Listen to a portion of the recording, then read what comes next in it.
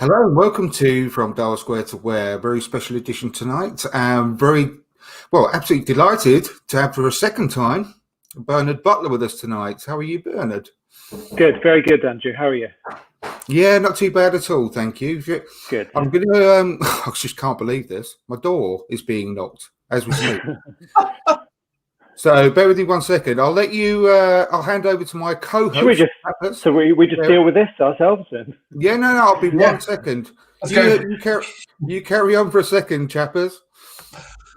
Wow, well, this is quite a new one for me, actually, Bernard. I literally only started co-hosting like last week, and here I am in at the deep end. But why not? Anyway, welcome, Bernard. I am Chappers. You are Bernard. Obviously, we've got you on here because you're a massive Arsenal fan. Correct? I am, yeah. I absolutely, yeah. Yeah, that's... Yeah. So I suppose we can kick off just sort of by saying, when did you first start supporting Arsenal? I mean, we went through this act with Andrew. I'm kind of last time. My story. My story is I'm a bit of the kind of the embarrassing Ronnie Wood of Arsenal fans, which is feels a bit unfair these days because we've now been at the new place quite a long time. But I mean, basically, I'm a sort of Invincibles onwards fan. My story is when I was growing up, I was a QPR fan. Actually, I was brought up a QPR fan till I was 10 years old. Got brought to the FA Cup final for my birthday, and guess what happened? It was just the worst football match of the history of all football. It was the horrible Spuds there as well, and they beat us in the replay. And basically, about a week later, it feels like that, I discovered the guitar and just gave up football after that totally. And I mean, music took over my life completely until I had kids, basically, again. And then it was just, where we live in North London, not far from the Emirates. And it was just a case of, when are we going to Arsenal? And I'm like, okay, we're going to football now again. Okay, I can get the hang of this. And then it was around that time and moving up to the Emirates. And so, I mean, long story short, we've been season ticket holders for 10 years. Yeah, just over 10, actually about 12 years now at the Emirates. So not counting this year. So that's my story there. There's plenty. It feels like there's plenty of history there where my kids have grown up through and through. But I've got a bit of a blotch. I mean, in a way, I think it's quite a nice thing, and for them as well. Actually, I mean, they've never seen Arsenal win the league. They've never seen those kind of moments that the nostalgists will talk about. And in a way, it's a really nice, refreshing perspective, for people of that age and that generation. It's the FA Cup meant the world, all of them, the last few years.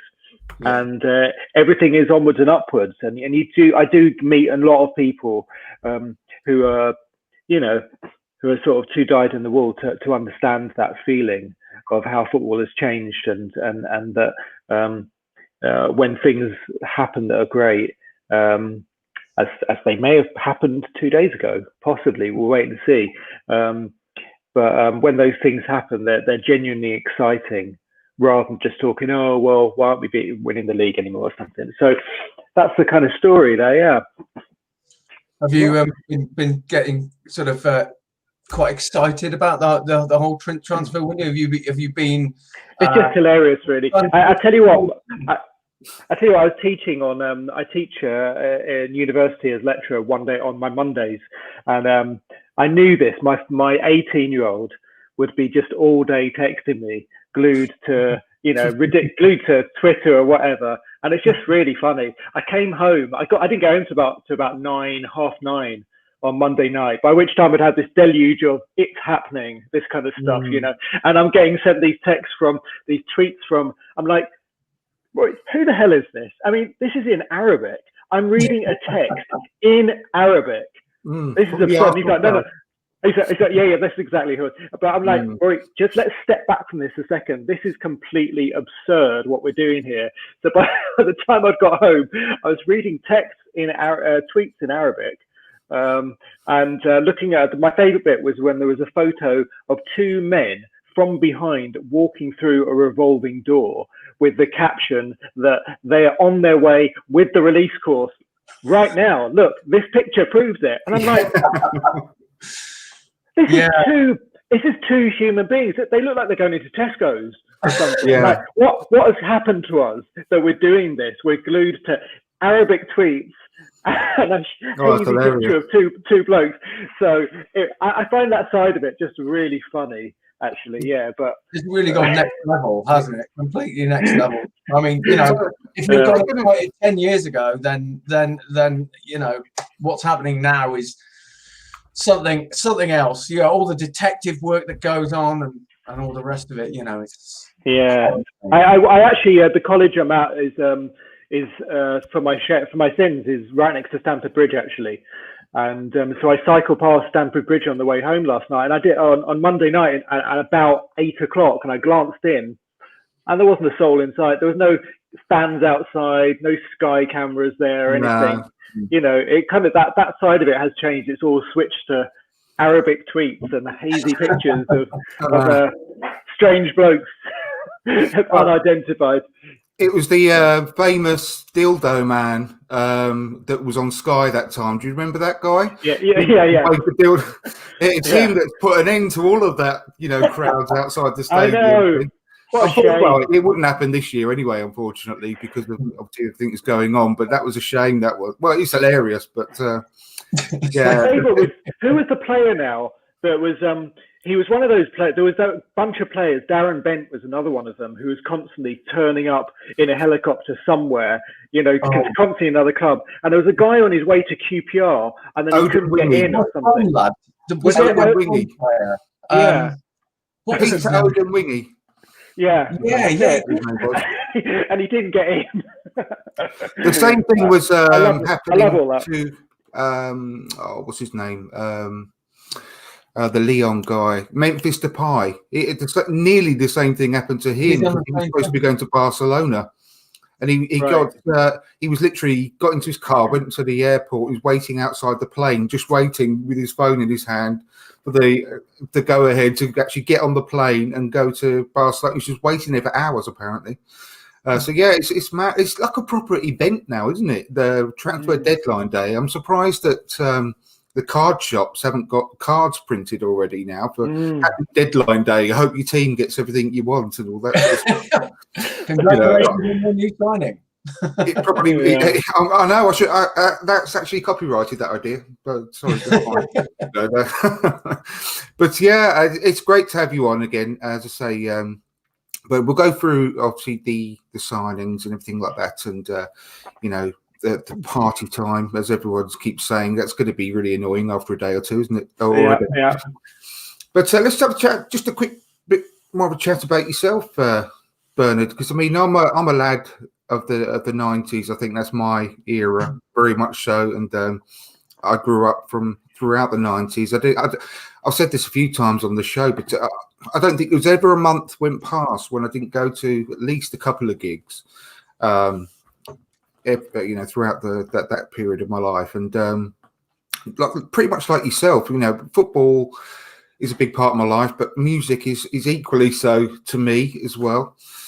And I mean, Suede were just absolutely incredible, and I mean, the debut album especially really sort of hit home, you know, with Metal Mickey, and that was the first single, I think, wasn't it? Metal Mickey, off the top of my head. I think Drowners was first, wasn't it? Drowners, yeah. Oh, that's right. Yes. And then Animal Nitrate, of course, what a fantastic song. And Richard in the chat there has put Animal Nitrate's one of his favourite singles of all time. Thanks, Richard. When you were, can I ask a question about Brett? He won't be watching this, will he? Just to see whether there's some bit of gossip was true or not from the 90s. Is that all right? I can't guarantee I'll tell the truth about anything.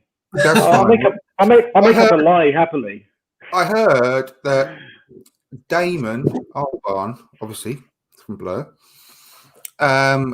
took away is it Louise Wayne? No, Justine Frischman.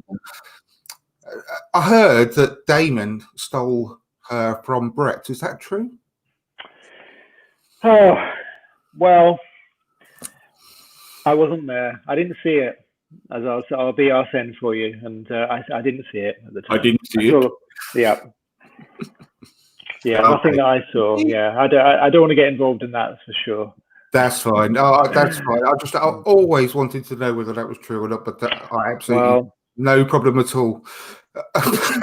there was spats every week so I've always bought things like NME and all the magazines, really, the music magazines, Select and all that sort of stuff at the time. And every week there's some kind of spat at that time in that sort of musical genre of all the Britpop bands, obviously Blur, Oasis, all that sort of stuff. But yeah, that was one. I remember that being a bit of a rumor at the time. That was all. I think with music, obviously you have that layer of fandom, you know, and where things are spoken about.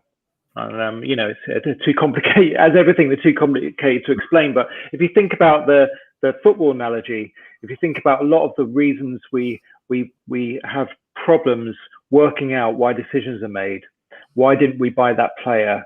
You know, what happened there? Why Mesut Ozil this? Why Mesut Ozil that? Why Mesut Ozil everything?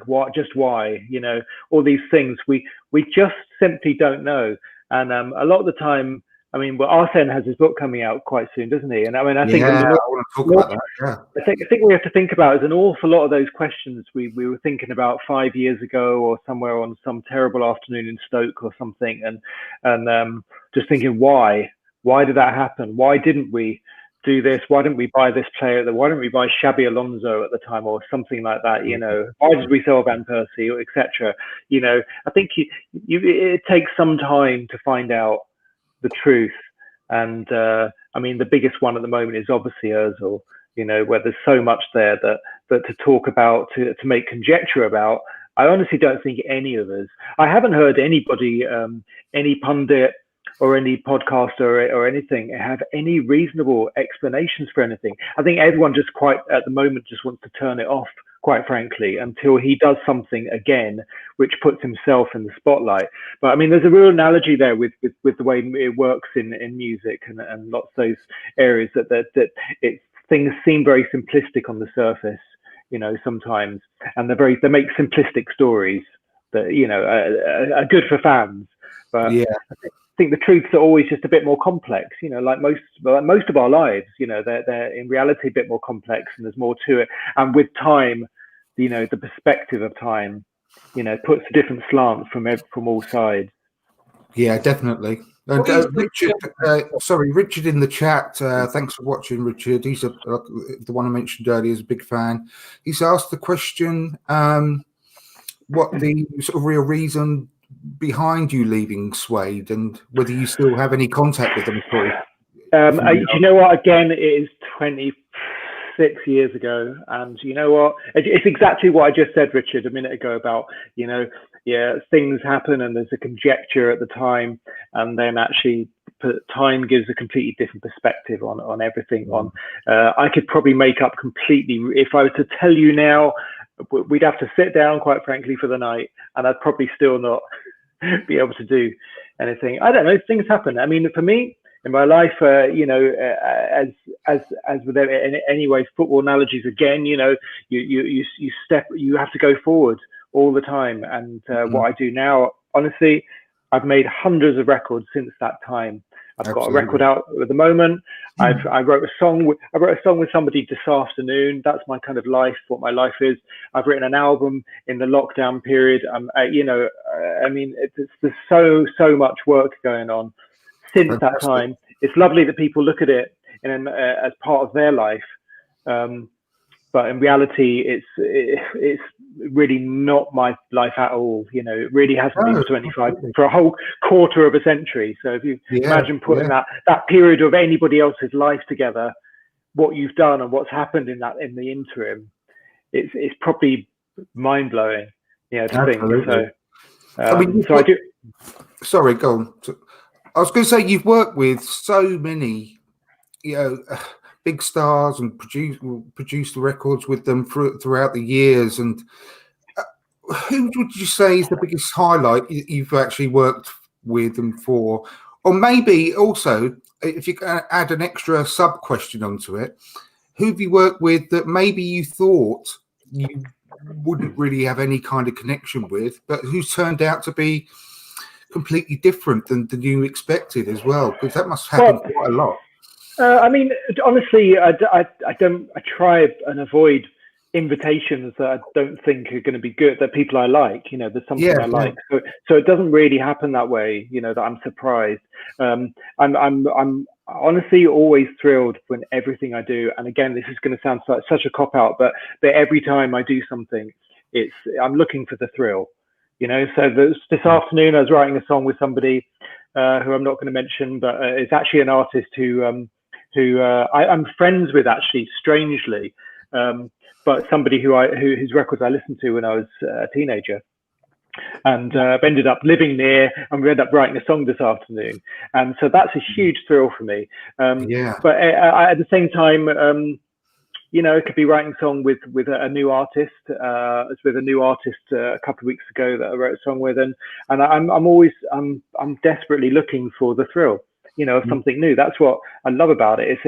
Writing a song is a hugely thrilling moment of expectation, and it's all about, you meet somebody, quite often they're complete strangers. With strangers, if you're not doing something, talking, having conversation very quickly, it's really awkward, and you have to try and get into somebody's life very quickly and start trying to translate that and trying to interpret that into a musical story. And often that can be very personal process, and a very intense process, and it can be 3 or 4 hours that you come out of it and you feel like you've just been pulled through a washing machine or something, but the thrill of it, the reward of it is huge. I'm very passionate about the power of pop music and the power of song to affect people's lives.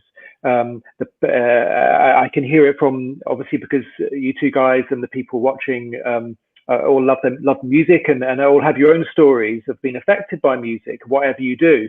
And so that always convinces me, just like me, that it has a huge power and a role to play in all of our lives, and it can do something great for us all, give us great memories, and so I'm really privileged. I've always thought I'm privileged to be part of that process, to have the opportunity. And if all I did was to say, well, I did one of those 25 years ago, can't you just listen to that again? I wouldn't feel good about myself. So I promised myself when I was a kid, I'd never be that guy in the pub going on about the old days. You know what I mean? The old rocker in the corner of the pub. He's still got his left like that at the end of the bar on the stool. That's got to be I promised myself I'd never be that old geezer who you thought was good for a story, and then you just went away and said, "What a sad bastard," And I always promised myself I'd never be that, So that's why, and I love teaching as well. I teach lecture songwriting all day on a Monday to young people, and I hear songs. I expect to hear songs every Monday that I love from complete new creatures. So that's the exciting thing for me. Another football analogy, what a thrill it is when we saw Gabriel Martinelli last season.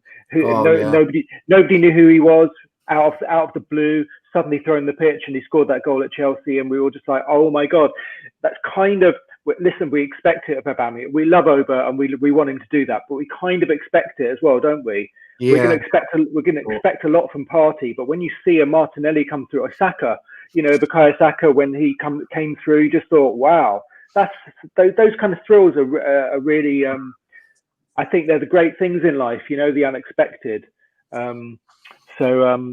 That's the best part about following Arsenal for me, is when the youngsters come through and you see them, your own academy prospect. It's like you're tending to a garden, and all your seeds are starting to sprout, and you're the one that looks after them, and they're growing under your guidance. And it's just that I feel like that about the young players, and I can't wait to see.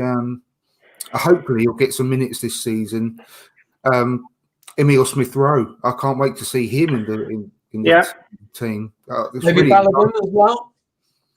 Yeah, yeah, definitely. Yeah, he might get some minutes this year as well. Yeah, it's a little bit harking a little bit back to when we didn't have any money and Arsenal had Project Youth, and you had all the youngsters coming through then, it's very there's echoes of that for sure. That's a great segue actually onto the Arsene point, and you mentioned it earlier, Bernard, about his book coming out. Yeah, and someone put a link to some interviews with Arsene Wenger that's upcoming on obviously being streamed live because of the situation now. And I've booked tickets for, well, there was 3 actually. I've got 2 booked already. One's on the 12th and one's on the 14th, like an audience with Arsene Wenger. Wow. And I can't wait. They're an hour each, and you know what? If I could sit down and chat to anyone, he's got to be right up there for the person you want to have a chat to. But what do you think about this book that's coming out? Do you honestly think that with his character, the way he is, and how he's such a gentleman and so loyal to the club, do you think we're going to get much out of the book, Bernard? I expect anybody who's that intelligent to give you a good story. You need to interpret that.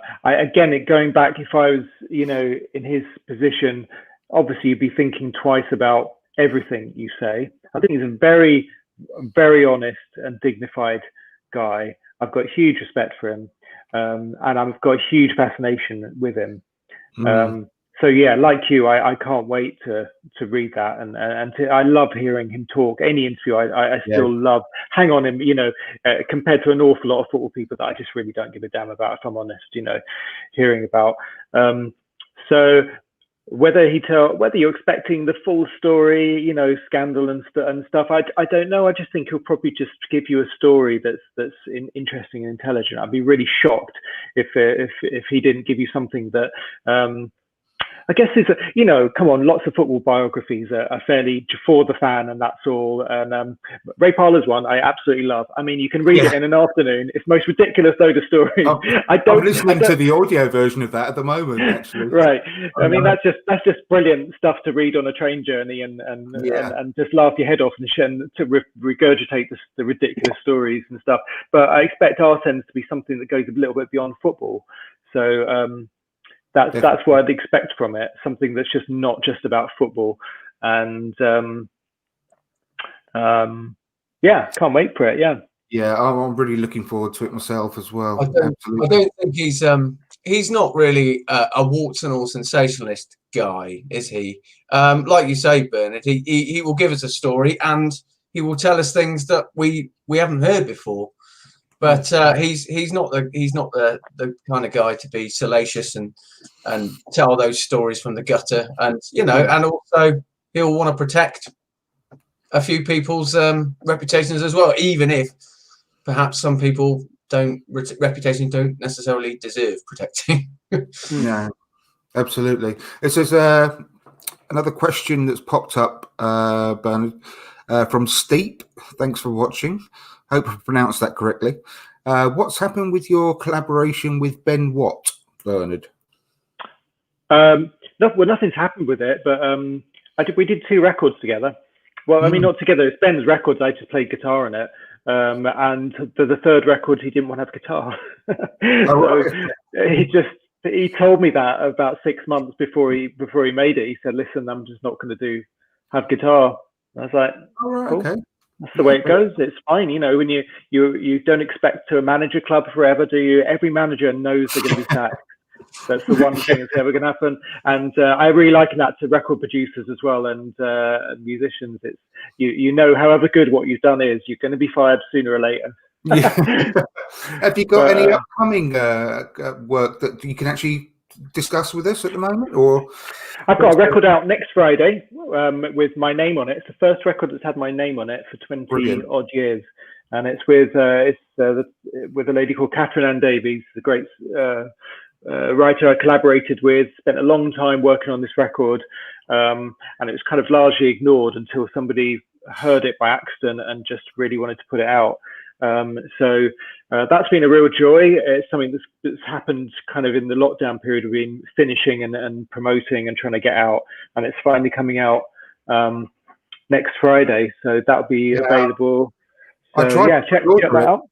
I tried to pre-order one of the 1,000 special editions, and it said it was all sold out, unfortunately. Yeah, I think there's going to be some more coming on sale now. So, but yeah, it's sold out as a pre-order, which is amazing because it's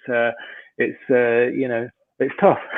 Yeah, it's tough to let people know what you're doing, and to get records, to get audiences. So I've got that going on, and I've been doing writing with lots of people. I've got a kind of fairly big project which is happening, which has evolved over lockdown period, the summer, and which is quite exciting for me.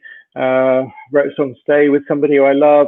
I'm making my own record, which I'm going to be doing at some point within the next 5 years. But I'm working very slowly on my own. My first solo record, and that will be my first solo record in 20 years. So all of that together, I'm looking forward to that.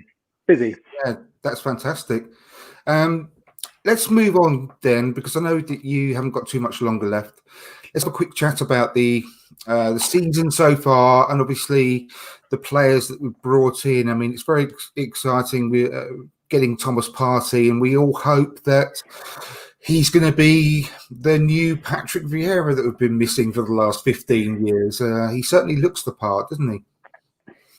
He looks like a tough character. He looks strong, physical, athletic, all that kind of stuff. He looks, look, put it this way. Again, it goes back to deadline day where everyone's certain of all these players, listing off the 5,000 players that we're supposed to be signing.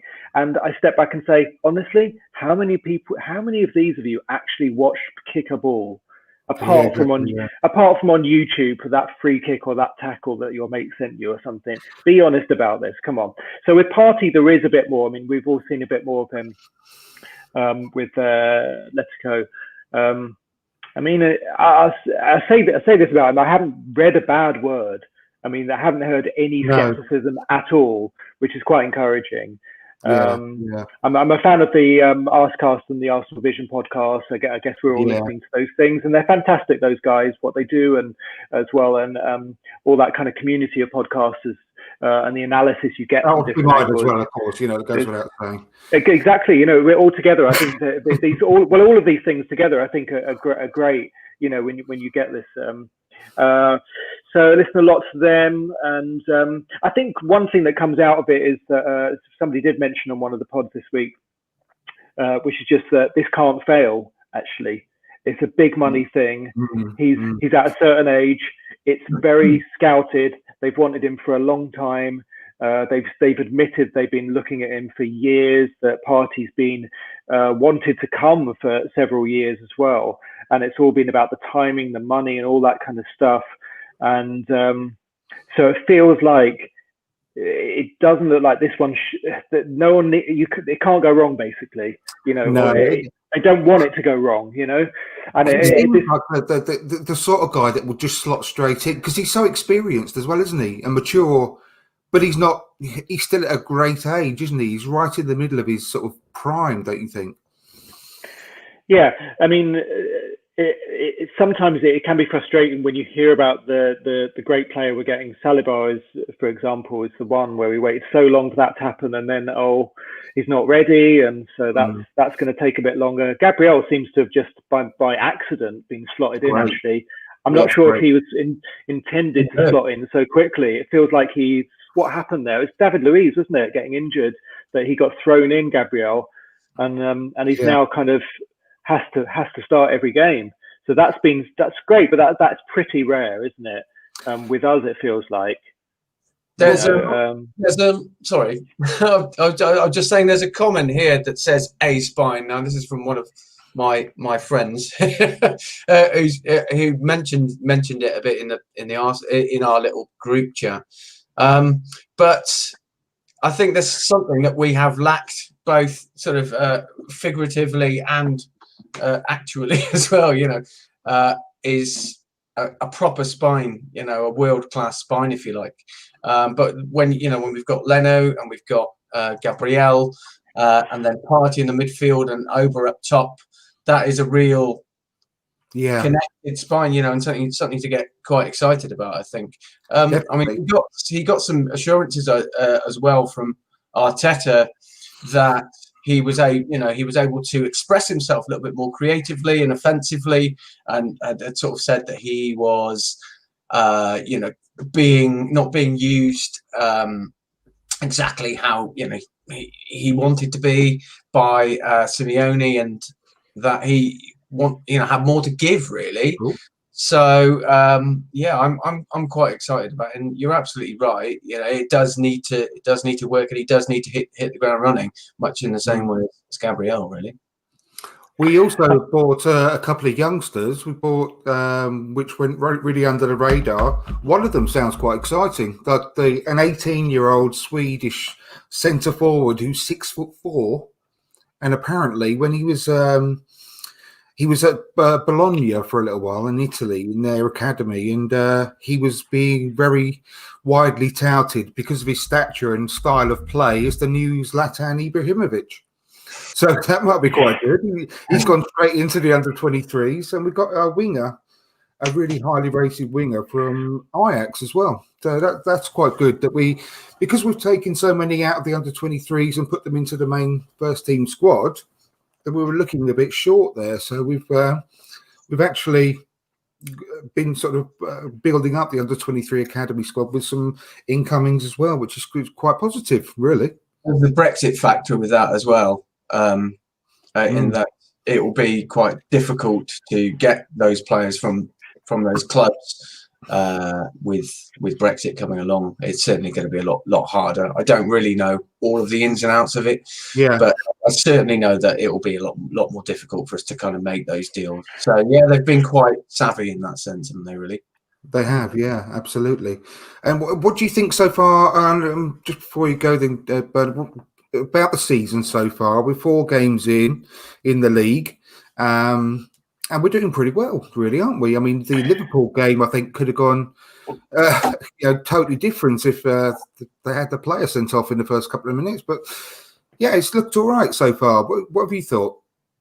It feels like there's a personality shift, and that's the major thing, that if Arteta hasn't had the players that he wants so far, and let's face it, I don't think even with Partey and Gabriel, he's got the full picture. I think he's still pulling in players that he likes, but still working with what he's got. That's going to go on for a while.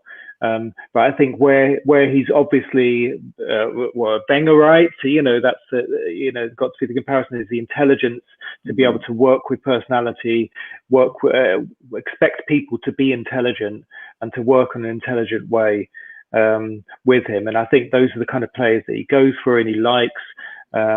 He has an understanding with, that are adaptable and work and understand that mentality. So I think it's a lot to do with mentality, and it feels like if all of the football isn't quite there, I don't think we're playing football that he ultimately wants us to play, but he feels like he's showing the players a way that they can win with what they've got and what he's got by using mentality. And I think that's really super clever, because it feels like that when he has got what he wants, that's really exciting.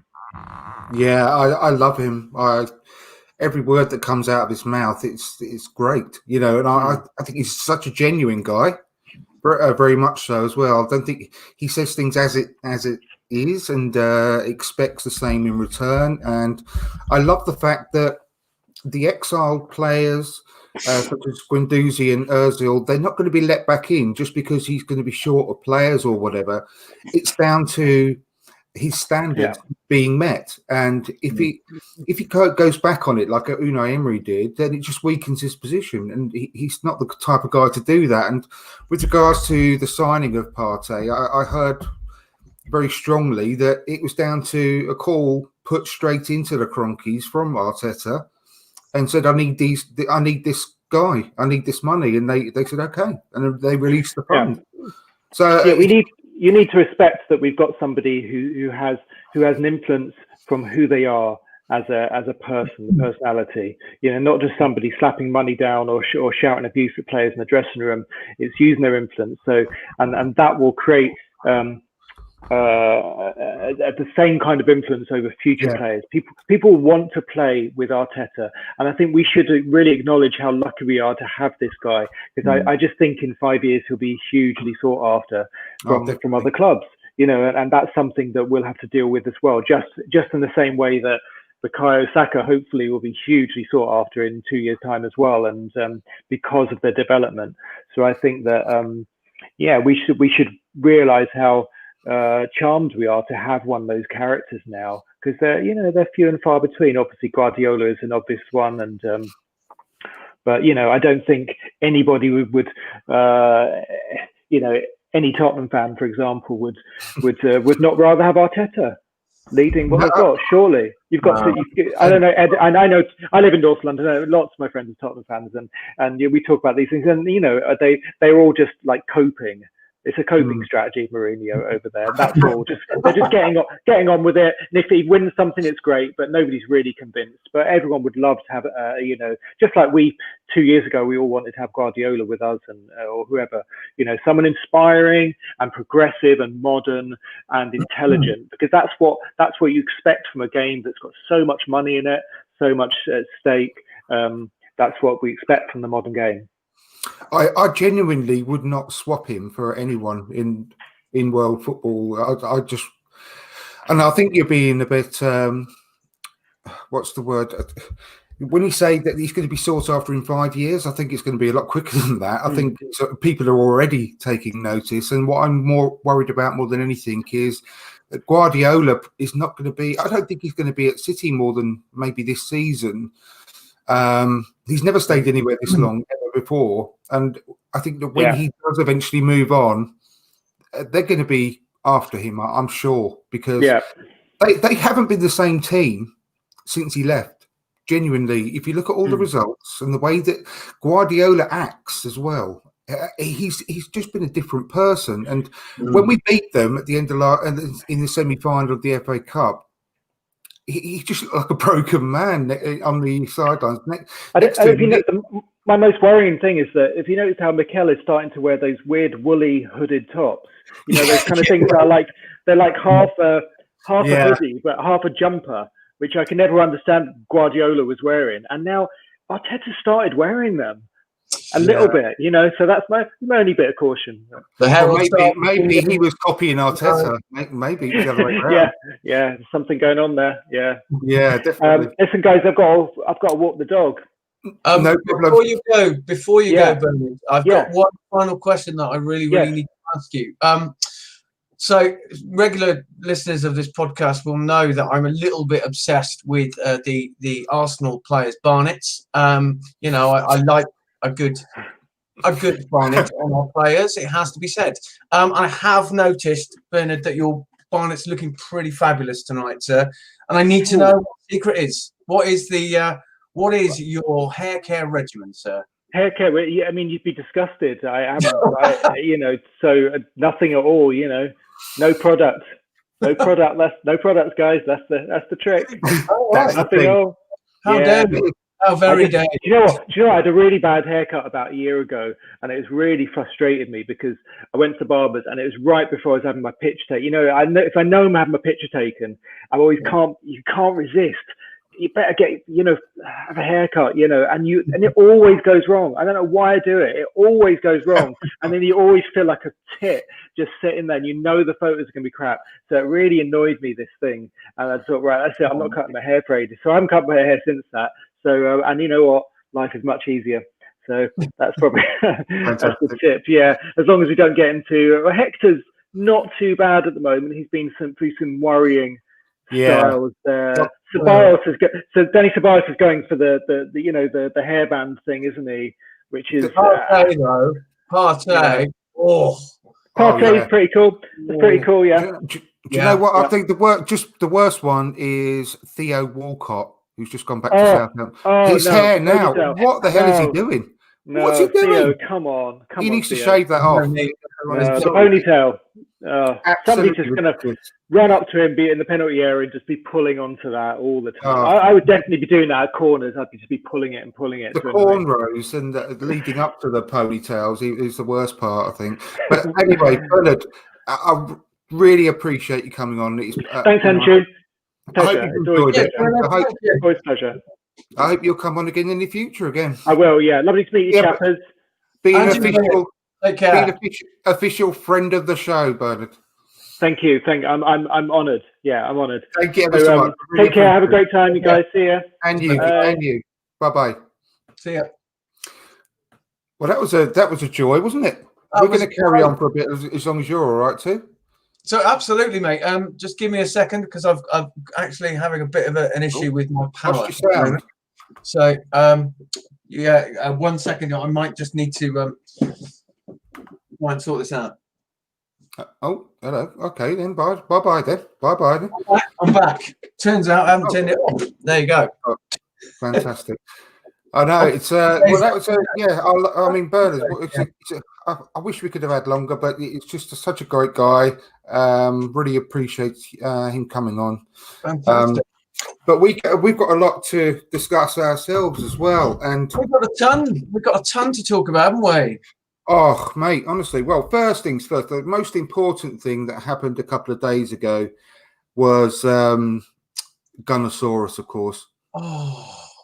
Now, do you know what? I mean, what Jerry Quay? Is that how you say his name? Jerry Quay? Jerry Quay? Yeah, quite. I don't know.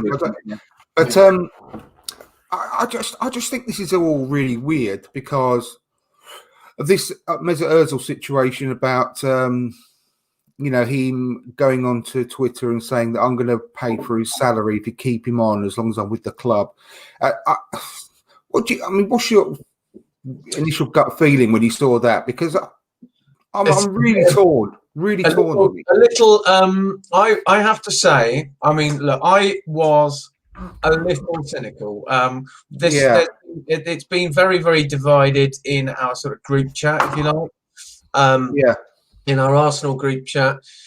Yeah, some people have been going, well, yeah, but he's a nice guy, he's a charitable guy, and I do not deny that one second. He has done so much work for charity and so much for other people. He's a very giving guy, and it is typical of his character. But you can't help, I think, that in the back of your mind as well, that there's something else at play there. I know that his agent is a fairly devious fella and recognises an opportunity when one presents itself. And I mean, he couldn't have timed it any better, really. With I think that particular day, the Europa League squad is being announced as well, and it's like very, very, very pointed wording in the sense that it says, as long as I'm an Arsenal player, it's hard to say. It's very hard to say. I mean, I want to give him the benefit of the doubt because I think it's essentially a really, really lovely gesture to make, and it's very on brand for him with the I am 100% Arsenal, but there's just something, just that lingering thought in the back of your mind that says, is this actually about you paying Jerry's wages, or is it actually about Mesut Ozil? Well, I just think it's being cynical. Oh. You all right, can you hear me all right? Yeah, I can hear you. Yeah. Can you hear me?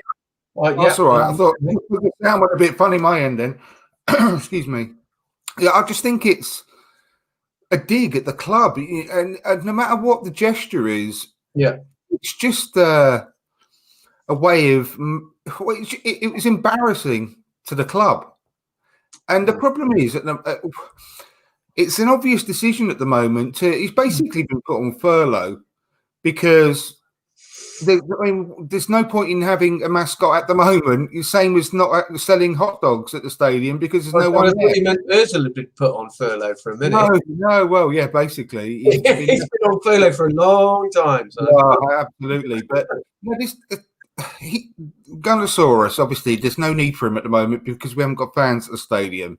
Sure. And I don't know.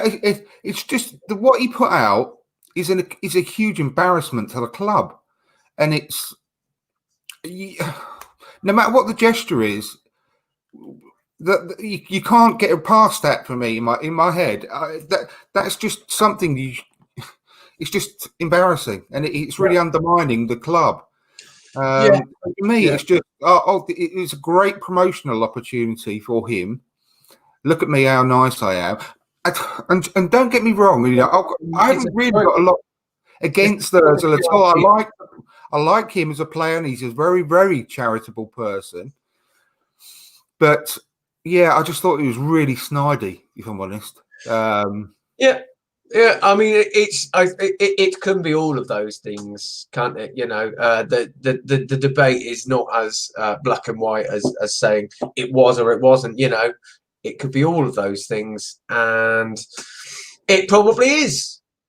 Yeah, and that's the theatre of football for you, really, isn't it? I mean, when Bernard was talking earlier just about the whole deadline day thing and the theatre of that, it does tend to be so much more going off. Certainly with the lack of fans about and empty stadiums, and I guess what could be maybe not a lack of interest, but maybe a lesser interest in football. I don't know if it's an organic thing that all of a sudden all of these theatrical things kind of keep happening. Tony Turner's put a few comments in, and thanks ever so much for watching, Tony. The first one I wanted to say is I was very jealous of Bernard's hair. If I could get my hair like that, I'd be, and the fact that he does nothing to. Well, if I could get hair, that'd be great for a start. That'd be lovely. Mind you, I can. He looked very blow dried to me. His hair is lovely. It looked a bit like that. I was intrigued, but apparently nothing. Yeah, well, the Sting famously uses no kind of cosmetic products whatsoever. He stinks, apparently, Sting, because he doesn't even use deodorant. He won't use any kind of shampoo, deodorant, soap, anything like that. It just uses cosmic products instead, right? He just rolls in mud, I think, and sand. Rolls himself in a sand pit to clean himself, I think. But licks himself. That's kind of on brand for him, isn't it? Licks himself. Licks himself. That's kind of on brand, thing, isn't it? A cat, he's got this back of his hand. Yeah. He's got some kind of, he's got some strange sexual proclivities, perhaps. That's I think he famously, him and his wife are into that sort of tantric stuff, aren't they? Yes, indeed. I mean, anyway, he's also said, Tony, Stuart Robson said we should get rid of Gunnosaurus. Did you hear Stuart Robson was on with the Gooners podcast recently, wasn't he? The American. If I can. Do you listen to that at all? No, sometimes, but no, I haven't. I didn't know that Stuart Robson was on there. No, I really don't like Stuart Robson. Not a fan. No, he is the most arrogant. So he loves himself. He absolutely in his world. He's done nothing wrong whatsoever, and he's one of the best players of all time. But yeah, I think we should get rid of him rather than Gunnosaurus. Tony, personally, he just seems very, very contrary about everything. Not mentioning any names, but certain former AFTV people, shall we say, with who have a penchant for Datsuns. They have. I don't know. It seems that there is, whatever the kind of club's party liners or kind of branding is, if you like, they always seem to deliberately buck the trend by being completely and utterly contrary to what's being done or said, maybe just to get a rise or a reaction, or just to let people know that actually they're still there, which is, a shame. Yeah. He's also said about the Ozil conversation we just had, that he wanted the final push to not be registered with the club. Yeah, it's probably true. It's just so frustrating, the whole situation. And does Ozil get registered for the Premier League after not being registered for the Europa League groups? I can't see it. I don't think he will. No, I think he's good, definitely, because we've got to leave out 2 non-homegrown players, and he's got to be one that we're going to have to leave out. I think it's surely going to be, because it's the same as the Europa League squad. I think it was him and Socrates, wasn't it, that were left out? And I think it'll be the same for the Premier League, personally. You think Socrates is going to get left out of the Premier League spots as well? Do you? Yeah. I mean, actually, yeah. I'm just thinking about, because we've got such a dearth of central defenders, and when you look at it like that, you've got Mustafi coming back quite soon. Chambers coming back. Chambers is nearly there, isn't he? So, yeah, I honestly can't think of anyone else it's going to be. But then, what happens with Socrates? Do we cancel his contract, and he can join wherever as a free agent, or what? What goes on? In January, there's a number of players, including Ozil, who can sign pre-contract agreements with foreign clubs, and I'm sure that will happen with Socrates personally, that he will agree something with a club in January, and then we will try and probably negotiate him to leave there and then, rather than wait till the end of the season. I'm wondering whether something similar will happen with Ozil, and there's a few, isn't there, that Mustafi can do the same in January, and off the top of my head, I can't remember all the other ones. Klasnach, I think his contract run out in summer. I think he's got 2 years. I can't remember. 2 years left. There's a few though, isn't there? On top of Socrates, Ozil, and Mustafi, I think. Has he got a year left? No, he's got a further year after. He's got a year after, right? Yeah. Balogun runs out in January as well, which is a shame. Yeah. Apparently, when my sound went funny, I echoed for a minute, apparently, but it's okay now. Thank you for letting me know, Tony. That's appreciated. If Ozil took the 7% wage reduction for the rest, same as the rest of the squad did, there would be 24.5 grand a week available for staff. Gunnosaurus was on 40 grand a year, apparently. So not bad salary. That really was not bad salary for a part-time job. 40 grand a year. I wouldn't sniff at that, would you? Finally, jeez. Yes. What an absolute guy. What an absolute guy. I've got an excellent picture that my brother-in-law took of me at the Aston Villa game where we beaten 3-2, and he's done me as a woman. So it's a gorgeous woman, I might add. I bet you will. Bet you will, darling. Apparently Eddie I say apparently, I know Eddie Longbridge does that, doesn't he, with the players and managers? Yeah. That's really good. That's when you know you've made it, is when Eddie Longbridge has turned you into a woman. Oh yeah, exactly. I've been wanting him to do that for ages, but I'm not going to ask him. It just seems quite desperate, doesn't it? Really. Did you have your Sean Penn glasses on? Sean Penn, yes. Did you have your Sean Penn glasses on in the photo?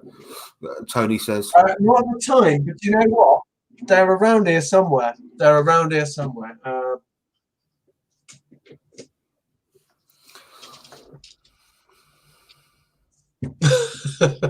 These aren't actually the Sean Pence. These are the sabotage glasses, of course. Yeah, they're your sabotage ones, absolutely. Yeah, but the Sean Pence are kicking around somewhere. But they like I said, they only come out for special occasions these days because I broke them. So got to be careful. Yeah, they cost me £4, those glasses. Right, out of 78, what do you think? What grading out of 78 would you give the transfer window then for Arsenal? I'm not doing out of 10 because everyone does that. So it's out of 78. Okay, that's a really good question. So are we combining outgoings with incomings as well? The whole thing, the whole shebang. Out of 78. Yeah. God, I was literally just chatting to somebody earlier about how absolutely awful I am at maths. So I've now got to kind of, oh God. All right, I'm just going to pluck a number out of the air and say 45, 46. Blimey, that's a bit low, isn't it? Well, out of 78, it's not, is it? Yeah, it's only 50%, just over 50%.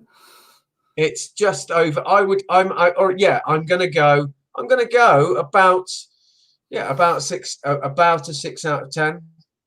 About maybe a 6.5 out of 10. We're not doing out of 10. Right. Okay. All right. So, all right. I'll go a little bit higher. 51 out of 78. Purely because I think there was, getting rid of people like Guendouzi, Socrates, Kolasinac, who else? Maybe Mustafi. I've said Socrates, haven't I? Essentially, our defenders. It's been a real slog and a real struggle, and perhaps I know that they put a lot of their resources into kind of negotiating for Aouar and trying to negotiate for Partey as well. And I guess they got the Gabriel deal done nice and early. That was good. I would say, as far as acquisitions go, we've done all right. You know, the Willian one was done fairly early as well. Yeah. But getting them out was, I don't know how we approached that. I don't know. I think we're trying really hard to get them out. Honestly, I really do. But we made a rod for our own back. I mean, because they're on too much salary, and they were really close to joining. I mean, Leverkusen were a nano bit away from getting Kolasinac, but we couldn't come to an agreement on salary. And it collapsed on the last day. And the same with other deals. And, I think they've tried really, really hard, but it's a terrible market, isn't it, out there at the moment? And I think that out of 78, I would give the window a 65. Ooh, 65. That's pretty good, man. I think we did exceptionally well to do what we've done in this current climate, and great income. We could have done better getting players out, but we tried and tried and tried. I firmly believe that, and we waited. People were going on about why did we wait until the last day to get Partey and everything. The problem is we always knew we were going to get Partey, but we were trying until the last day to get players out so that we could get Aouar as well. And the problem with Aouar was his brother. Yeah. Another one of these players like Anelka, who had a brother as an agent. Yeah, it was his brother. Same with Aouar, which doesn't really excite me at all. And apparently his brother asked for a 30 million signing agent's fee. That is insane. I mean, so that's half the price of the player. For goodness. And the same thing. He works for the player. He doesn't work. I know. The club. It needs to be a case of if he wants the fee, he asks the player. And if the player deems him a useful enough agent, then he'll get what he asks for, or he'll get what he deserves anyway. Well, the thing is, we want player, and Arteta has said this himself, that he doesn't want to have to try and talk players into joining us. And I have been hugely put off by the fact that he's got his agent is a brother, and the fact that he also apparently, and I don't know this one for fact, but apparently he had a phone call from Zidane a day or two before, saying that we want you, we're keeping an eye on you, but we can't have you now, but next year. And he very quickly, after we turned down his brother up for that 30 million fee as well, and he had that phone call. Yeah, he put the message out that he's staying. So that's put me off him a lot. Now I don't, Tony as well. They don't want to play for Arsenal, and they don't want to play for Arteta. No, exactly. It's got to be a no, and I think Arteta would probably he'd ultimately go with that idea as well, because I revisited that thing. So there was an interview that was when he was doing his I think it was just as he was starting to do his coaching, and one of the things he said is one of the first things that I would do and make sure of is that every player that plays for me wants to give 120% for me and for the team. That annoys me as well. Sorry, but you can't get more than 100%. That is a hugely annoying football thing for me. It is. I want to give 110%. No, you don't. You can't. It's not possible, mate. Anyway, sorry, carry on. At the same time, you get where Mikel was coming from, and I think that's completely. You can see that in the team now, and I think if he's got a doubt about a player, then he's not going to go for it. I think that he would have been a really useful addition to our team. I think he's got a lot of the things that many players in our team haven't got, and something that our team is desperately crying out for. And I think what really remains to be seen at this point is whether there are players in the team that are able to perform the kind of role that he was going to be brought in to do, or if there is a way in which we can make the team work so we can still have that attacking output. Well, I think people won't agree with me, and people will say he's too young or he's not experienced. I think we've got it in Emile Smith-Rowe. I think he'd be perfect. But with regards to the creative player, I still think we might do it, anyway, because there's 2 more, well, not quite 2 more weeks, but another 10 days of the transfer market between English clubs open. I think we might go after Ben Rama. Or there have been Buendia from Norwich as well. Buendia, yeah. I'd rather have Ben Rama because he scored 18 goals last season and got something like a similar, not quite as much, but I think it's about 11 or 12 assists on top as well from an attacking midfield position. And I really, really like him. I've seen him. I watched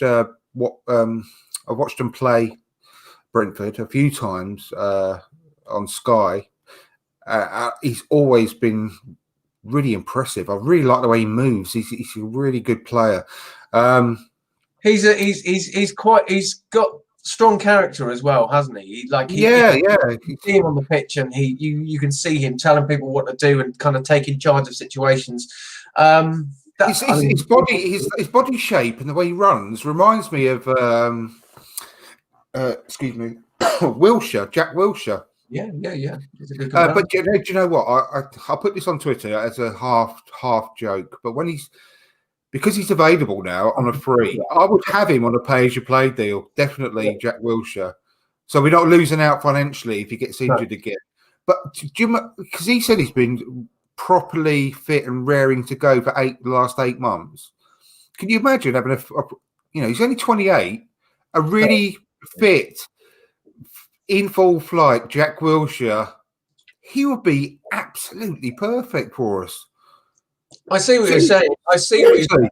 But as long as we do it, as long as we do it, seriously, on a page you play. The question is why is he not getting in the West Ham team then? I mean, I love, for sentiments, I don't know if your point is, I don't know if your point is, sort of based entirely on sentiment, but no, he's exactly the type of player we need. I know what you're saying, and maybe if it was the Jack Wilshere that before his injury problems really became a massive issue, then I would be inclined to agree with you. But you don't know what you're getting, and like I say, if he's getting in the West Ham team, then give him a 2-week trial first, wouldn't you? I wouldn't say you just go out and sign him immediately, but get him in on a trial for 2 or even a month. Let him train, get his fitness back up again and everything. Let Arteta have a look at him. But we've got lots of players anyway. What I was going to say is I think we probably might go after Ben Rama, like I mentioned. Yeah. But also we have got a lot of players internally. I've just seen a few comments actually as well that we've got Saka as well, who would be great for that role. What do you think? Willian could play deeper. Pepe. I suppose the question I want to ask you is, because there are a few players that could certainly play that role. So if let's say, look, right, going forward for the next 6 months, who you interested, and assuming that Arteta wants to switch to, say, I don't know, 4-2-3-1, which I think that's beginning to look like what he wants to do, then who do you entrust most out of those players in that position? Well, I would rather look at the formation more of a 4-3-3, but I would have in the midfield three. My ideal scenario would be on the left, Xhaka, obviously with his left foot. On the right of the three, I'd have Partey. Mm-hmm. And then, but not really wide. I'm talking about fairly central anyway. But on the right, and then in the middle, a bit further forward, I'd have Ceballos. Yeah, and because that way, having having Xhaka on the left and Partey on the right, they could actually cover those sort of fullback areas as well. Drop a bit deeper when the fullbacks bomb up. Yeah. And then as the front three, I would have Saka on the left. Yeah. But also I couldn't, we've got Martinelli coming back, which I cannot wait. Aubameyang down the middle, and then Pepe on the right. Yeah. And I'd have Willian as a sub because he can play left or right as well. I think I love that. I would love us to play that formation with those players. It would just be mouthwatering as far as I'm concerned. I think that I think that is probably going to be Arteta's end goal. I think also, but with the personnel that we've got, I don't think that we have the right mobility in our players at the moment to actually pull that off with any real success. I think that maybe a transfer window or two later we might. But what's wrong with that form? The players that I mentioned, then why don't you think they would work?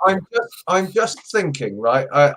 I look at Liverpool, right, who do play a really, really successful 4-3-3, and their players they run all day. I mean, it's not just about being quick with your feet and quick at running, but it's about being quick up there as well. And I think that there are certain players. Well, actually, Granit Xhaka was the one that I was thinking of the most, who maybe hasn't quite got that dynamism to pull off that high energy, high pressing, high sort of attacking 4-3-3. I don't think that he's the one. Don't get me wrong. He really has his uses in this team, and you know for the moment he's doing all right, and actually has really improved under Arteta. But going forward, I don't. As far as taking the team forward I don't think that he's the right piece to be in the midfield. No, not long term at all. I totally agree. But Liverpool's midfield are very static, and that they don't do a lot of bombing up and down the pitch. Their midfield is virtually sort of part time. Because they're hardly used. If you think about it, their fullbacks are completely their attacking force to link the defense and the strikers at the front three, and Firmino, drop in a bit deeper to pick up the ball. Their midfield don't do. They're just literally mopping up, really, if you think about it, with Henderson and Fabinho, for example. But they're completely in control of that area. Yeah, but I think that Xhaka and Partey, especially with Xhaka, would be the one that always stays deep. Partey can go on his lung-busting runs and carry the ball, and so will and Ceballos as well. But could be a lot more mobile, knowing that behind him he's actually got Xhaka and Partey patrolling that area, and I think it would give Ceballos a new lease of life. But I don't think Xhaka's lack of mobility in that sort of setup would be a problem, personally. And I think because Tierney, it would give Tierney a new lease of life as well, because he could actually play the proper left-back role and bomb up and down the wing. And then Xhaka could just drop into that space just to cover that area whilst he's doing all his crossing into the box, the same as Robertson does for Liverpool. In an ideal world, yes. In an ideal world, for sure. But when it comes to what happens when you're caught, and I guess this is what I'm trying to say, is when you are caught out, okay, and you've got the likes of Xhaka trying to recover from that. He's terrible at turning and getting back, and that's not his game, so I'm just going to compare him to someone like Fabinho or Wijnaldum, for instance. They're so good at snapping into action and getting back and making those runs to get back to defend. And look, I am not anti-Granit Xhaka. I think the guy has had enough shit in his life without me or anyone else actually piling on him. I think that Arteta wants to go 4-2-3-1 to begin with anyway. And I think that if that's the case, then something's got to kind of give way in the kind of midfield, in the midfield engine room. And I think it will be Xhaka. I think it will probably be Partey and Ceballos in the midfield role. And then you've got I would like Saka on the left wing. I'd like Pepe on the right. I'd like perhaps Willian, or I'd like to see what Willian can do in the number 10 spot, and then and chuck over a centre forward.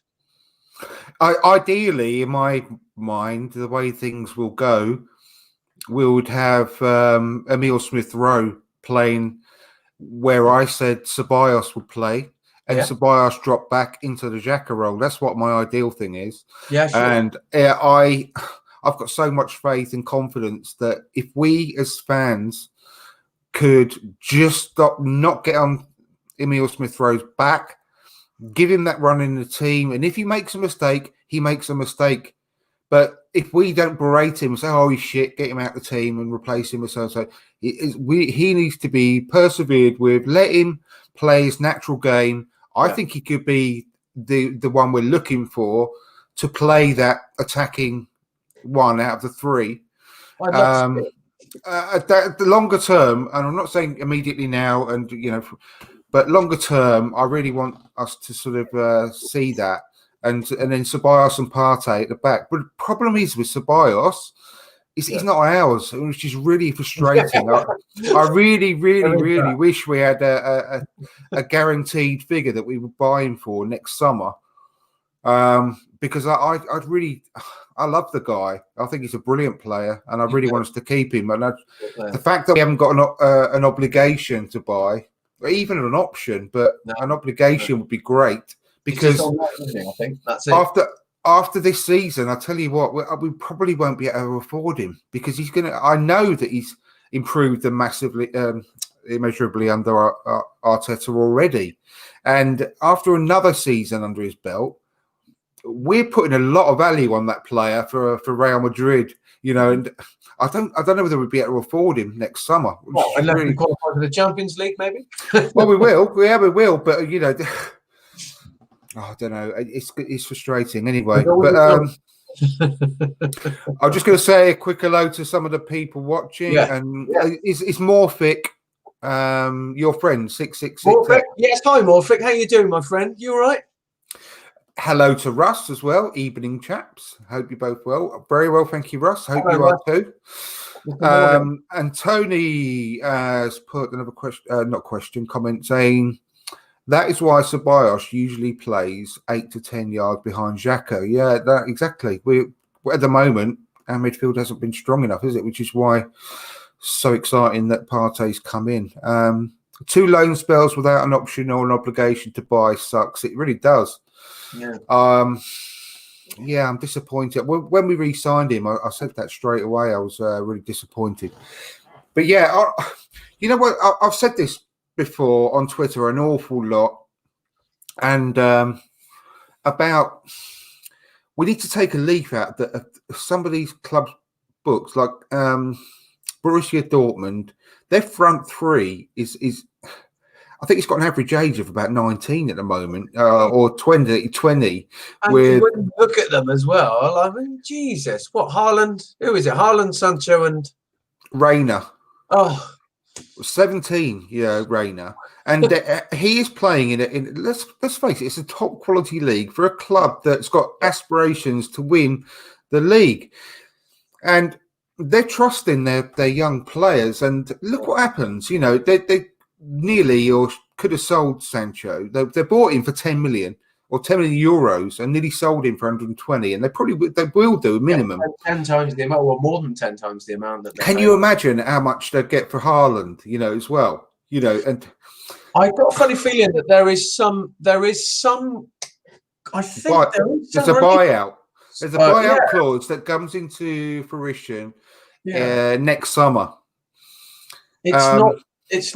It's not the largest, is it? No, I think it's about 60 something million, maybe. I'm not sure, but it's between maybe 70 maximum.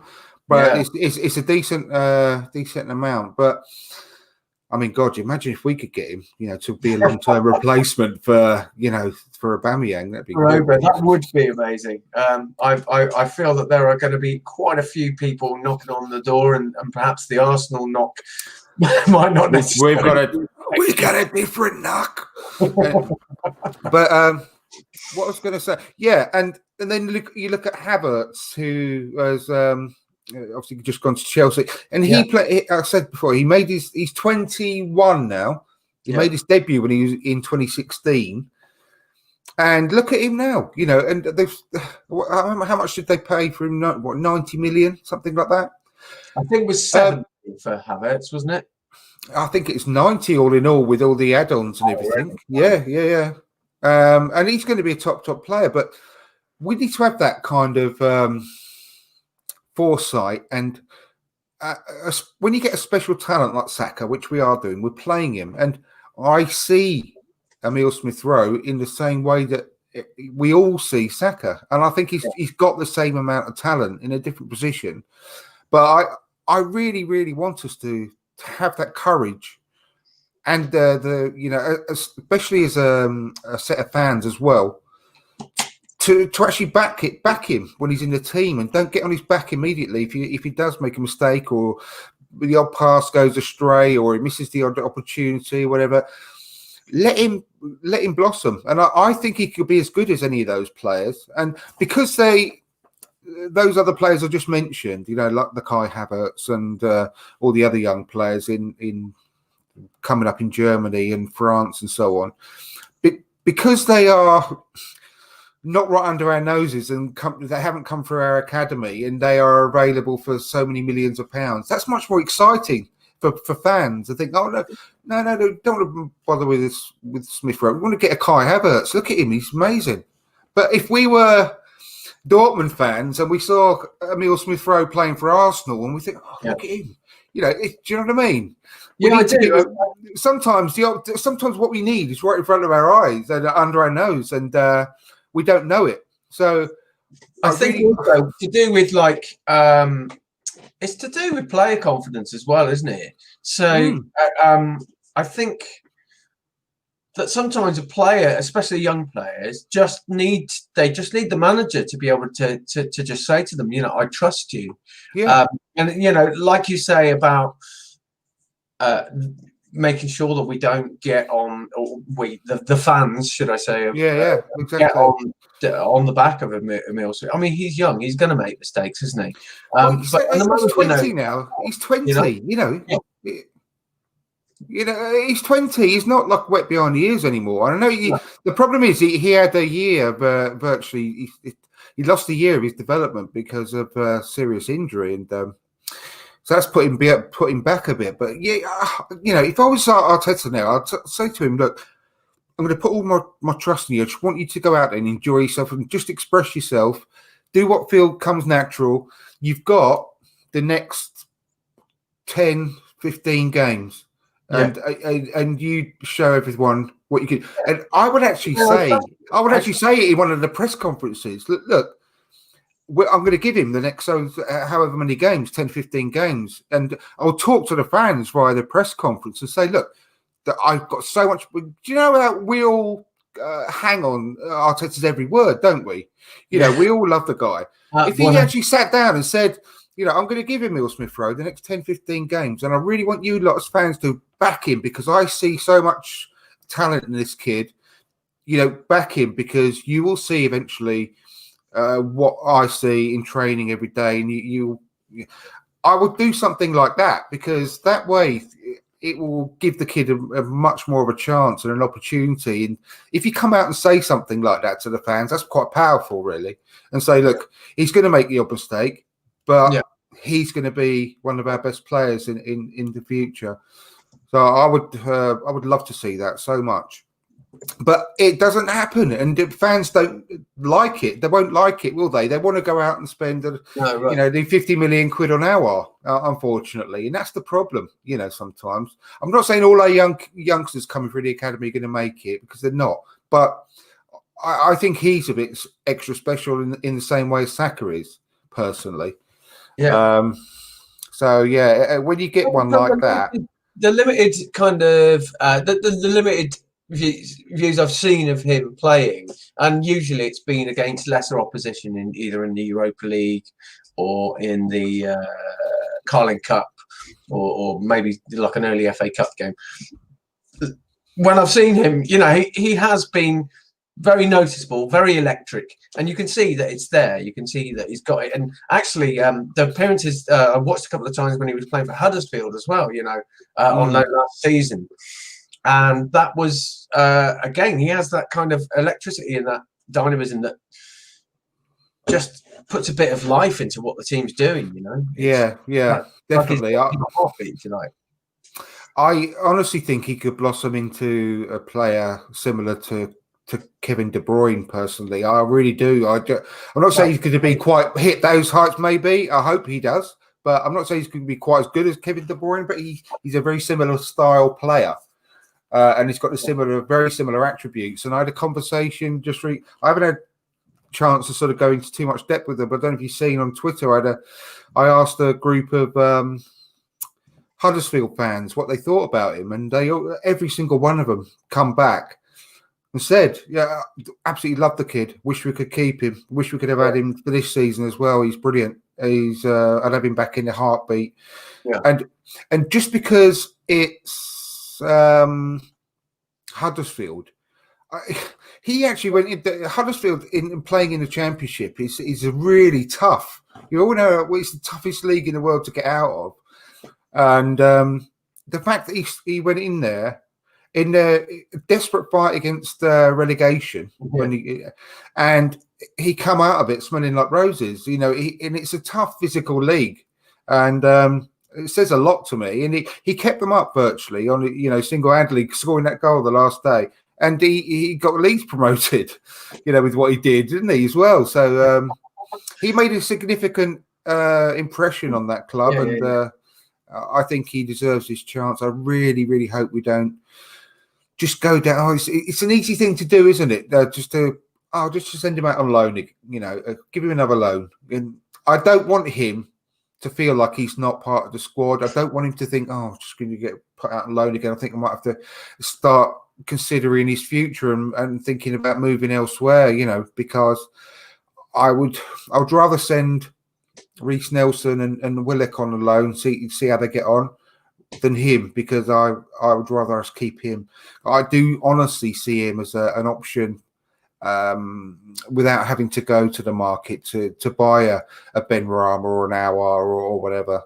I mean, that's going to impede his progress, I guess. I mean, like I mentioned earlier, I think that I think that if they are going to go with a 4-2-3-1 for the time being, anyway, then they'll probably try and see how it gets on with Willian, and if it doesn't get on with Willian, then we'll see what happens. No doubt. I've got no doubt. Yeah, but I mean, Tony said, I'm not sure ESR can stay for 15 straight matches. This is the sort of thing I mean, and I'm not. This is nothing against you, Tony, and I fully appreciate what you're saying. But what is that actually based on? Because of his injuries in the past, it doesn't mean that it's going to be the same going forward. He's a young lad. He's got much more ability of overcoming injuries at his age than I have if I injure my back getting out the sofa, if you know what I mean, because I'm older. I could quite easily get a strain, just getting off the sofa and going to bed, than most people. But it's not based on anything. And people, who completely write off any of our academy players, like Nketiah is a prime example. I've lost count of the amount of people that said, no, Nketiah ain't going to cull it at Arsenal. Ain't going to cull it. Not good enough. And maybe he won't be, but it's not based on anything. It's because, I don't know. Liverpool sold Rhian Brewster for 23 million to Sheffield United. And how many Premier League appearances has that kid made? I don't think he's actually made one. Not a single one. Exactly. And whereby Nketiah is scoring pretty regularly now in our first team in all competitions. And he's joined. I think he's joined the ranks of the top scoring under 21s, along with Shearer, and he's got. I think he only needs one goal, doesn't he, to beat Shearer's record? I think really? I'm right. Yeah. He scored 11 in 10 for the under 21s, which is. I love, as you well know, I love Eddie. I think he's brilliant. And but when you get comments like that from your own fans who just write them off, not based on fact, that really does frustrate me, because I think that if Eddie Nketiah again was playing for Borussia Dortmund and we were linked with him in the summer transfer window, everyone would be going mental. No, everyone would say, we've got to get him. And if we don't, they'd be like that, pay the dollar, pay the dollar. Whatever. Exactly. We've got to get him. He's a fantastic player, and throw the money at it. And if we didn't get him, it'll be the end of the world. But I virtually guarantee that. And the same goes for Smith Rowe. If he had a different foreign name and he played for one of the Bundesliga teams, or if he was in Liga, we would be going mad about him and all. So yeah, I just wanted to give them a chance, and I think it's important. I was just gonna bring something up actually that was in the comments box. What do we make of the Kieran Tierney situation? Being quarantined for 2 weeks. I mean, there's an official statement on the club website now. The official statement, and it's he is definitely negative. Right. He came into contact with a player. I'm just going to go on to it now. Hopefully, still got it open on my phone. Yeah. I have got it open on my phone, but it's the wrong page. Here we are. Club statement. The Scottish FA today announced that Southampton player Stuart Armstrong has returned a positive test for COVID-19 whilst away on international duty. Within the announcement, the SFA confirmed that all other members of the squad have returned negative results. However, the Lothian Health Protection Team in Scotland have identified 2 players and 2 members of the backroom staff as close contacts. As a consequence, our defender Kieran Tierney and Celtic player Ryan Christie, along with 1 physio and 1 masseur, have been advised they will require to self-isolate 14 days as of yesterday. Our medical team have confirmed that Kieran was socially distant at all times from the player who tested positive and has broken no rules regarding COVID-19 protocols. We are currently seeking further advice and clarification of the details. Kieran has also been in touch and said, "I am so disappointed and frustrated to be in this situation. I have adhered to all regulations and made sure I was socially distancing from my teammates in the hotel. I've also tested negative. I know Arsenal and the SFA are now in discussions with the Scottish authorities to gain a further understanding." So it's not the end of the road just yet. He might potentially, if the club can negotiate, then hopefully he won't have to do all that self-isolation for 14 days. Fingers crossed. He's a good boy, isn't he? He's such a good boy. I mean, like you say, he's done everything that's been asked of him. He's very much a play-by-the-rules kind of fella.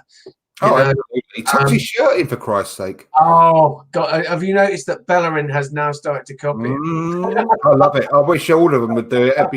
I absolutely love it. I do. I really do. Yeah, and my dad, you know, he would be. Well, I will tell him. Actually, he'll be very, very proud that these players are doing this. So yeah, I mean, so what if? I mean, if he can't play. Because I think, you know, he is going to be very, very instrumental in the Man City match. We're going to need him. I just can't see ourselves sticking all our eggs in the Kolasinac basket. The thing is, whenever any players go away on international duty, they are given this special dispensation whereby they don't have to self-isolate on returning to the country and so on, because of the elite sports program, whatever it's called, you know. And if Kieran Tierney is continuously testing negative for COVID-19 and on his return to Arsenal he's again negative, then there's no way that Arsenal as a club would not play one of their biggest assets in a very, very important game for no reason. I just don't think that would happen. And because he's away on international duty, it doesn't make any difference, because if he's been in contact with a player who has tested positive, but he is continuously testing negative throughout this period, then there's no worries about that at all, as far as I'm concerned. And I'm sure that the club's representatives and maybe the legal team or whatever will be able to sort that out, because he's a very, very important player, especially for that Man City game. And it could be the difference of us winning or not. And Tony said, can Gabriel play left back? No, he wouldn't be able to do the role that Arteta requires of a fullback.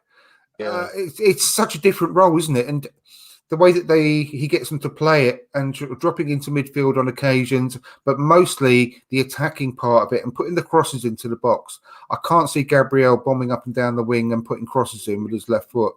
I'm sure he could, if he's just literally stopping in defence, as a left back and staying there, then fine. But that's not the role that Arteta wants of his fullback, is it? Under any circumstances. No, I mean it would be.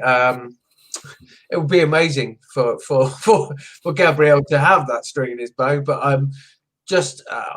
don't think that he's that kind of player, is he? No. Here's a thing. So obviously, Callum Chambers is getting closer and closer to fitness. Moving forward, because obviously we've got lots of issues with, like, what the hell do we do with all these central defenders? Going forward, like, because he did start as a right back before he moved to central defence. So, do you think he would be one of those players who might be able to be deployed on the left?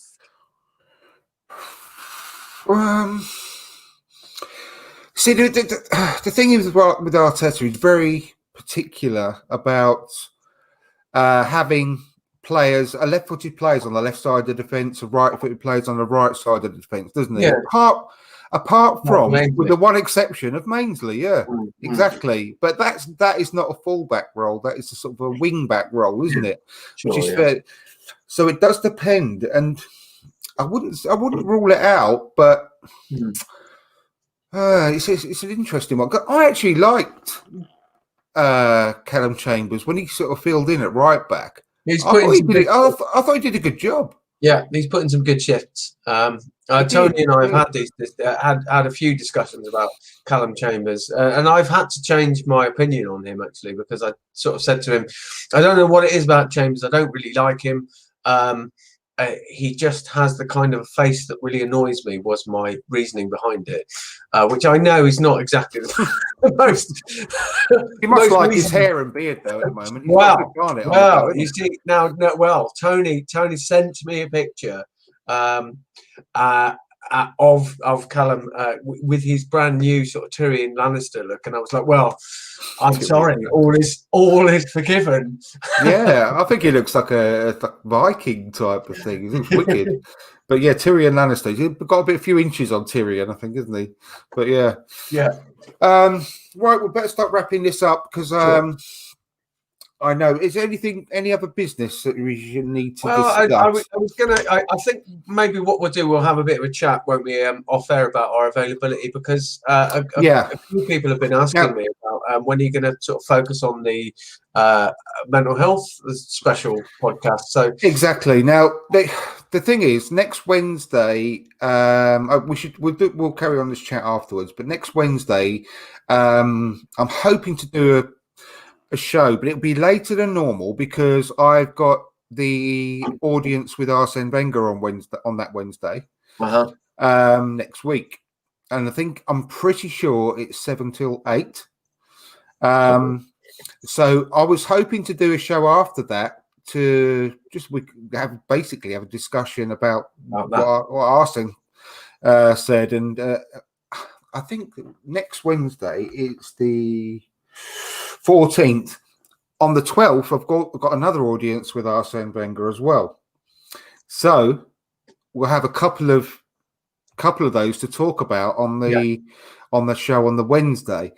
So we'll have to see whether we can get together between now and next Wednesday, if we can get any time together to do the extra show about the mental health experiences we have. But we'll get together on that. We'll keep your eyes on the Twitter, everyone, and we'll put that out as soon as possible when we can get together, me and Chappers, to discuss it. Now, if anyone also would like to join us on that show, if you've got any kind of experience or anything you want to share with regards to the mental health situation, then drop us, either of us, a DM, and we can take it from there and get you on. No problem at all. But we've got to get off in a second to go and have a Thomas Partey, haven't we? Always. Yeah, it's not a euphemism either. But so yeah, if there's nothing if there's nothing else that you want to sort of have a quick mention. No, I think that wraps it up for me, my friend. It's been a really lovely podcast tonight. Bit of Bernard Butler going on, and a good old chat about the whole situation, all the things that have happened in what has been quite a dramatic week at Arsenal. It's been really fun tonight, and thanks everybody for all your comments and joining in. It's always appreciated, isn't it? Exactly, absolutely. And what I'm going to try and see whether I can sneakily record the Arsene audience with Arsene Wenger as I'm watching it virtually next week, and if I can, I might try and sneakily put them out as podcasts as well, so you can all have a listen to see what the great man's got to say. Because I can't wait for those. Actually, I'm really looking forward to them. I really am. Yeah. So, and very jealous, I have to say. So thank you everyone for watching, for listening. Yeah, please drop us a like, whether you're listening back to this later on. Give us a like. Give us a subscribe if you haven't done so already. And if you're listening on the audio version of the podcast, please give us a rating, because we really, really want to get bigger audience figures, so we can share this beautiful show with more Gooners across the world. Take over the world, Andrew. Well, it goes without saying. You know, I want to get to a stage where I can advertise Manscaped. You know, I want to talk about the Lawnmower 3000 or something like that, or BF52, or anything. I'd love to do that. Yeah, got to cover some expenses, for Christ's sake. So anyway, thanks a lot, chappers, and my pleasure always. Oh no, that's somebody else's line, isn't it? Yeah, exactly. And thank you, pleasure, my friend. Yeah, thank you to Bernard for being such a great guest earlier as well. Thank you to everyone, Tony, Morphic, Russ. Where are we? I'm trying to scroll through, and it's really difficult. Tony, Morphic, Russ, overall, Rich.